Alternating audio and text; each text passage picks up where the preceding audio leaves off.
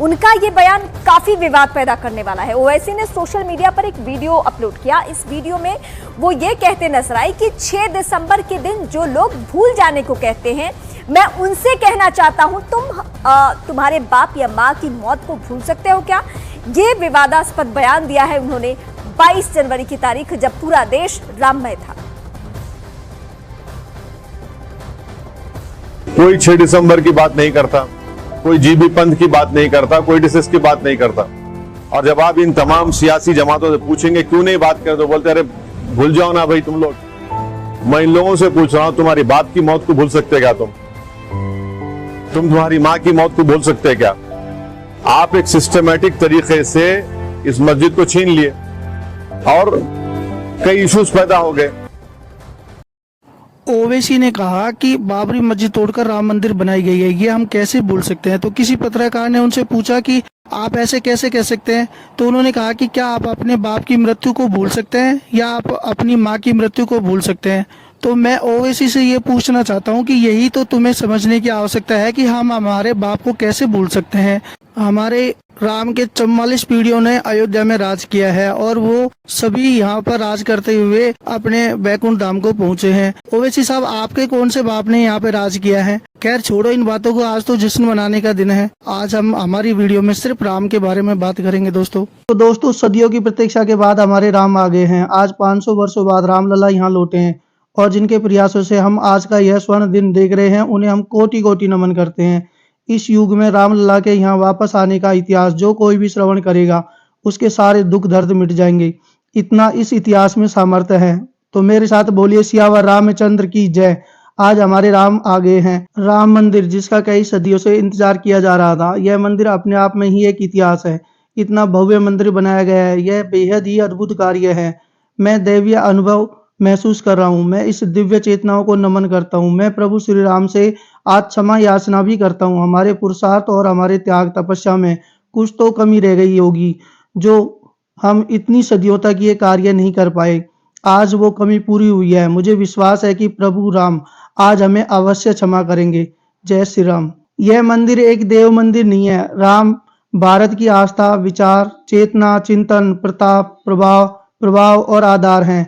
न्यायपालिका का धन्यवाद है कि उसने न्याय की लाज रखी। दोस्तों, अगर आपको भी राम मंदिर बनने की खुशी है तो कमेंट्स बॉक्स में हमें जरूर बताइए। उस कालखंड में तो वियोग सिर्फ 14 वर्ष का था, इस युग में तो अयोध्या और देशवासियों ने सैकड़ों वर्षों का वियोग सहा है। हमारी कई पीढ़ियों ने वियोग सहा है। आज से 1000 साल बाद भी लोग आज की इस तारीख की, आज के इस पल की चर्चा करेंगे। ये कितनी बड़ी राम कृपा है कि हम सब इस पल को जी रहे हैं और इसे साक्षात घटित होते देख रहे हैं। आने वाला समय सफलता का है। ये भव्य राम मंदिर भारत के उत्कर्ष का साक्षी बनेगा। ये मंदिर सिखाता है कि अगर लक्ष्य सत्य, प्रामाणिक और सामूहिक और संगठित शक्ति से जन्मा हो तो उस लक्ष्य को प्राप्त करना असंभव नहीं है। शताब्दियों की प्रतीक्षा के बाद हम यहाँ पहुंचे हैं। लोगों के मन में सवाल उठ रहा है कि रामलला की मूर्ति काली या श्यामल ही क्यों है? तो चलिए जानते हैं इसके बारे में। रामलला की मूर्ति बहुत ही सुंदर है और इस मूर्ति में रामलला के माथे पर तिलक लगाया बेहद आराम की मुद्रा में नजर आ रहे हैं। बता दें कि रामलला के चेहरे पर एक मुस्कान है जो उनके अनुयायियों को मंत्रमुग्ध कर देती है और उनके आदर्श श्याम शिला से हुई है। इसी कारण रामलला की मूर्ति का रंग गहरा है और इस काले पत्थर को श्री कृष्ण शिला कहा जाता है। जो शास्त्रों में रामलला की मूर्ति जिस कृष्ण शिला से बनी है उसे बेहद खास माना गया है। बता दें कि जिस श्याम शिला से भगवान श्री राम की मूर्ति बनाई गई है उसकी आयु हजारों साल तक होती है। हालांकि इस मूर्ति को जल से कोई नुकसान नहीं होगा और ऐसा कहा जा रहा है कि चंदन, रोली और लगाने से मूर्ति पर कोई असर नहीं पड़ेगा। रामलला की मूर्ति में 5 साल के बालक की कोमलता की झलक नजर आ रही है और इस मूर्ति में बालत्व, देवत्व और एक राजकुमार तीनों की छवि दिखाई दे रही है। हालांकि मूर्ति का वजन करीब 200 किलोग्राम है। इसकी कुल ऊंचाई 4.24 फीट है और चौड़ाई 3 फीट है। दरअसल कमल दल पर खड़ी मुद्रा में मूर्ति, हाथ में तीर और धनुष है। ये कृष्ण शैली में मूर्ति बनाई गई है। बता दें कि रामलला की मूर्ति पर ऊपर की ओर स्वस्तिक है। ओम, चक्र, गदा, सूर्य देव विराजमान है। रामलला के चारों ओर एक आभा मंडल है। भगवान राम के हाथ उनके घुटनों तक पहुंचते हैं। मस्तक सुंदर है, आंखें बड़ी हैं और माथा भव्य है। उनका दाहिना हाथ आशीर्वाद देने की मुद्रा में है। दरअसल मूर्ति में भगवान विष्णु के 10 अवतार देखे जा सकते हैं और मूर्ति के नीचे एक भगवान राम के परम भक्त हनुमान जी और दूसरी तरफ गरुड़ जी बने हुए हैं। भगवान रामलला की प्राण प्रतिष्ठा का समय 22 जनवरी दोपहर 12 बजे ही क्यों रखा गया? इसके पीछे भी एक कारण है, क्योंकि 22 जनवरी के दिन ही 12 बजे के करीब यह मुहूर्त बन रहा था। इसके पीछे पुरानी कथा है जो आपको जरूर सुननी चाहिए। चैत मास की रामनवमी तिथि दोपहर के ठीक 12 बजे भगवान नारायण अपने चतुर्भुज रूप में अवध की पटरानी कौशल्या के गर्भ में प्रकट हुए। भगवान का सौंदर्य ऐसा था कि हजारों सूर्य नौचार हो जाए। इस सौंदर्य को देखकर आसमान में चमक रहे सूर्यदेव की गति भी थम गई। अपने वंश में भगवान नारायण को प्रकट होते देख सूर्यदेव आगे बढ़ना भूल गए। उनके घोड़े जड़ गए और ऐसा एक दो पल या एक दो घड़ी के लिए नहीं, महर्षि वाल्मीकि लिखते हैं कि ऐसा ही पूरा महीना निकल गया। उधर चंद्रमा भी भगवान के दर्शन के लिए बेताब थे, लेकिन दिक्कत यह थी कि सूर्य ढलने पर ही चंद्रमा आ सकते हैं। श्रीमद् भागवत के मुताबिक महीने भर के इंतजार के बाद चंद्रमा से रहा नहीं गया तो वह नारायण भगवान के सामने गुहार लेकर पहुंच गए। उन्होंने सूर्य देव की शिकायत लगाई कि उनकी वजह से वह नारायण के नर रूप में दर्शन नहीं कर पा रहे हैं। चंद्रमा की पीड़ा को देखते हुए भगवान नारायण ने उन्हें ढांढस बंधाया, बताया कि इस बार सूर्य वंश में उनका अवतरण हुआ है, इसलिए सूर्य देव को मौका मिला है कि वह उसका पूरा फायदा उठा रहे हैं।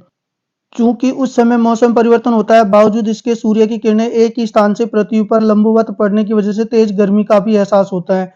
इस प्रसंग को महर्षि वाल्मीकि ने अपने रामायण में विस्तार से वर्णन किया है। महर्षि वेदव्यास ने श्रीमद् भागवत की रचना करते हुए संक्षेप में बताया है। राम मंदिर के गर्भगृह में भगवान रामलला के श्याम रंग की 51 इंच की प्रतिमा को विराजित किया गया है, जो भगवान राम के 5 वर्षीय बाल स्वरूप की है। इसका वजन 200 किलोग्राम है। रामायण के अनुसार भगवान श्री राम का जन्म अयोध्या में ही हुआ था। बताया जाता है कि भगवान श्री राम के पुत्र कुश ने अयोध्या में उनका मंदिर बनवाया था। 5वीं शताब्दी में उज्जैन के राजा विक्रमादित्य इस मंदिर का जीर्णोद्धार किया था, लेकिन 1528 में मुगल बादशाह बाबर के कहने पर मंदिर तुड़वाकर मस्जिद का निर्माण करवाया गया। बाद में इसे ही बाबरी मस्जिद के नाम से जाना जाने लगा। 1813 में पहली बार हिंदू संगठनों ने राम जन्मभूमि पर दावा किया। अंग्रेजी शासन के दौरान 1853 में पहली बार यहाँ सांप्रदायिक हिंसा हुई। 1859 में अंग्रेजों ने विवादित वाली जगह के आसपास बाड़ लगवा दी। अयोध्या जिला प्रशासनिक अधिकारियों के मुताबिक 23 जनवरी से श्री राम का रूटीन सुबह 3 बजे से शुरू होगा। पूरे दिन के लिए रामोपासना सहित टाइम टेबल तैयार किया गया है। पहले सुबह पुजारीगण भगवान श्री राम का श्रृंगार करेंगे। विधिवत विधान से उन्हें 4 बजे तक सजाया जाएगा। इसके बाद सुबह 8 बजे मंदिर के कपाट खोल दिए जाएंगे। यहाँ आने वाले लोग भगवान श्री राम का दर्शन कर सकेंगे। जानकारों के अनुसार रामलला विशेष अवसरों पर पीतांबर रंग के वस्त्र धारण करेंगे। इसके अलावा सोमवार को सफेद, मंगलवार को लाल, बुधवार को हरा, गुरुवार को पीला, शुक्रवार को हल्का पीला, शनिवार को नीला, रविवार को गुलाबी रंग के वस्त्र पहनेंगे। शाम 7 बजे के दिन की आखिरी संध्या आरती होगी।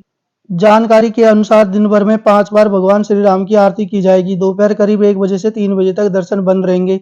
इस दौरान भगवान राम विश्राम करेंगे। फिर दोपहर 3 बजे दोबारा दर्शन शुरू किए जाएंगे, जो रात 10 बजे तक निरंतर चलते रहेंगे। अयोध्या में राम मंदिर के मुख्य द्वार पर होगी हाथी, शेर, भगवान हनुमान और गरुड़ की मूर्तियां। रामलला के दर्शन के लिए किसी भी तरह का कोई शुल्क नहीं देना होगा। दिन में 3 बार आरती होगी। इसके लिए पास जरूर लेना पड़ेगा। जिसके पास होगा उसी को आरती में शामिल होने की इजाजत मिलेगी।